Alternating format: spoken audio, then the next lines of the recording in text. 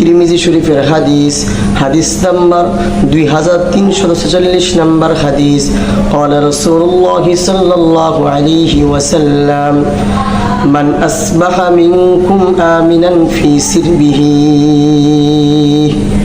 নবীজি বলেন, তোমাদের কোন ব্যক্তির যদি সকাল এমন অবস্থায় হয় যে সে তার পরিবার নিয়ে ভালো আছে, সুখে আছে, সকালবেলা ঘুম থেকে ওঠার পর আপনি দেখলেন যে আপনি আপনার পরিবার নিয়ে ভালো আছেন, সুখে আছেন, ওয়া মুআফান ফি জাসাদিহি, এবং আপনি দেখলেন সকালবেলা ঘুম থেকে উঠে আপনি দেখলেন আলহামদুলিল্লাহ আপনার শরীরটা সুস্থ আছে, ভালো আছে, ওয়া ইনদাহু কুতু ইয়াউমিহি, এবং আপনি দেখলেন আলহামদুলিল্লাহ আজকে একদিনের খাবারও আপনার বাড়িতে আছে।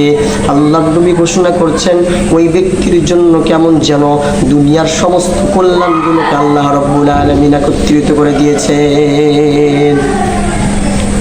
আল্লাহর নবীর সাহাবা হযরত আব্দুল্লাহ ইবনে মাসউদ রাদিয়াল্লাহু তাআলা আনহু থেকে বর্ণনা, আল্লাহর নবী বিশ্ব নবী জনাবে রাসূলুল্লাহ সাল্লাল্লাহু আলাইহি ওয়াসাল্লাম বলেন, ইয়া আইয়ুহান নাস ইত্তাকুল্লাহ, এ দুনিয়ার লোক সকল তোমরা আল্লাহ রাব্বুল আলামিনকে ভয় করো, আল্লাহর জমিনে আল্লাহ রাব্বুল আলামিনকে ভয় করে চলাফেরা করো।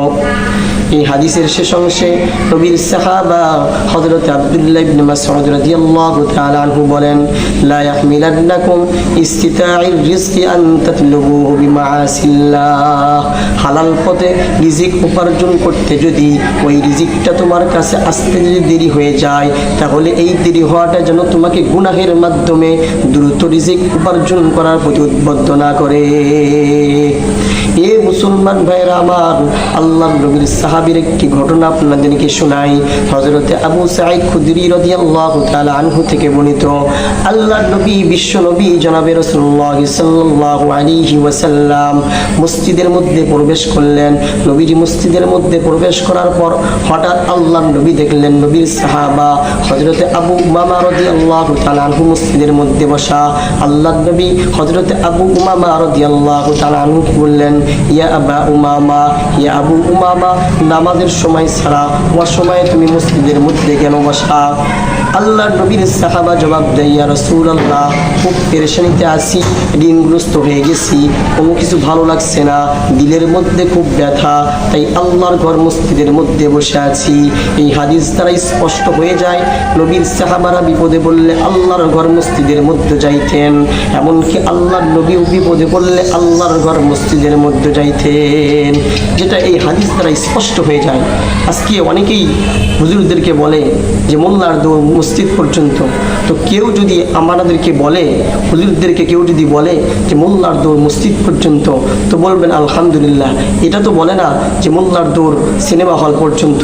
কারণ আল্লাহ নবী বলছেন, আল মসজিদু বাইতুন তাকিয়ুন, মসজিদটা হলো মুত্তাকিদের ঘর। উলামায়ে কিরাম আল্লাহ রাব্বুল আলামিনের প্রিয় বান্দা, সুতরাং উলামায়ে কিরামের দৌড় মসজিদেই হবে। নবীর সাহাবা আল্লাহর নবীর কাছে বললেন, ইয়া রাসূলুল্লাহ, খুব পেরেশানিতে আছি, ঋণগ্রস্ত হয়ে গেছি, কোনো কিছু ভালো লাগছে না, দিলের মধ্যে খুব ব্যথা, তাই আল্লাহর ঘর মসজিদের মধ্যে বসে আছি।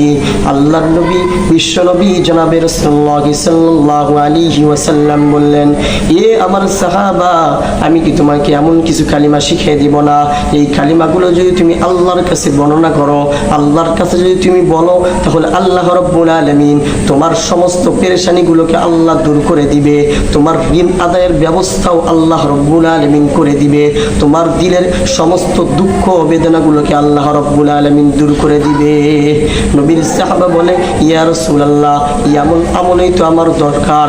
আল্লাহর নবী বললেন, আমার সাহাবী, যখন তুমি সকাল করবা, যখন তুমি সন্ধ্যা করবা, তখন তুমি এই কালিমাগুলোকে আল্লাহর কাছে বলবা, আল্লাহুম্মা ইন্নী আউযু বিকা মিনাল হাম্মি ওয়াল হাযান ওয়া আউযু বিকা মিনাল আজজি ওয়াল কাসাল ওয়া আউযু আউযু বিকা মিনাল জুবনি ওয়াল বুখুল ওয়া আউযু বিকা মিন গলাবাতিদ দাইনি ওয়া কাহরির রিজাল আল্লাহুম্মা ইন্নী আউযু বিকা মিনাল হাম্মি ওয়াল হাযান ওয়া আউযু বিকা মিনাল আজজি ওয়াল কাসাল ওয়া আউযু বিকা মিনাল জুবনি ওয়াল বুখুল ওয়া আউযু বিকা মিন গলাবাতিদ দাইনি ওয়া কাহরির রিজাল।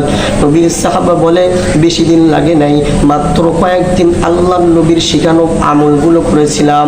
আল্লাহ রাব্বুল আলামিন এই দুয়ার বদৌলতে আমার পেরেশানিকে দূর করে দিয়েছে, আমার ঋণ আদায়ের ব্যবস্থাও আল্লাহ রাব্বুল আলামিন উত্তমভাবে করে দিয়েছে এবং আমার দিলের সমস্ত দুঃখ বেদনাগুলোকে আল্লাহ রাব্বুল আলামিন দূর করে দিয়েছে।